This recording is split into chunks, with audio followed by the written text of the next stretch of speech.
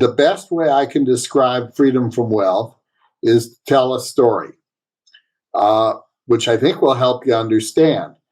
I was on the original small board of an organization called the Institute for Private Investors, mainly U.S. families of wealth who got together 3 or 4 times a year and spoke about issues relating to wealth. You have a similar organization in Australia. But in any event, I often spoke at their meetings, and one day I was scheduled to speak on freedom from wealth. My talk was at 2 p.m. At lunch, I sat next to a woman I did not know, but she came from a long, wealthy family, very well recognized, very wealthy. And we started talking.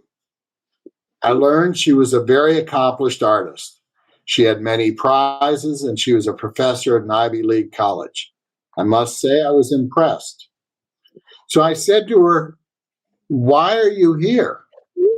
She said her family was trying to decide whether to invest in hedge funds, and she was on the committee and was going to a class on hedge funds to help her understand hedge funds so she could help her family office decide whether to invest in hedge funds. She asked me why I was there, and I said I was there to talk about freedom from wealth. She said, "What does that mean?" And I said, "Well, why don't you come to my 2:00 program and you'll hear what it means." She said, "Oh, I can't come to your 2:00 program. That's when I have the hedge fund class."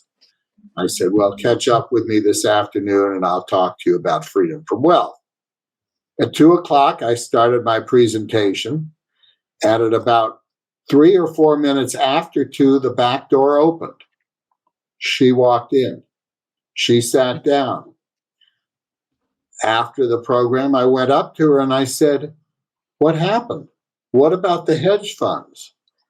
She said, over and over again, my mind said, freedom from wealth, until I finally said, "This is really boring. And damn it, I'm an artist and I don't need to know about hedge funds. I'm leaving."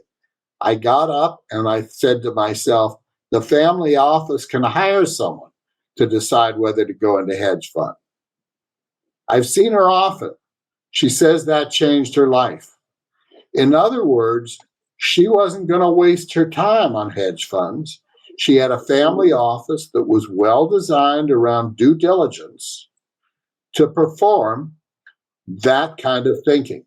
She wanted freedom from wealth. So what we do in Australia, what we do in the US, we help wealthy families run their offices and their wealth affairs to ensure the wealth purposes are met and everybody can self-actualize. Brett, you may want to add how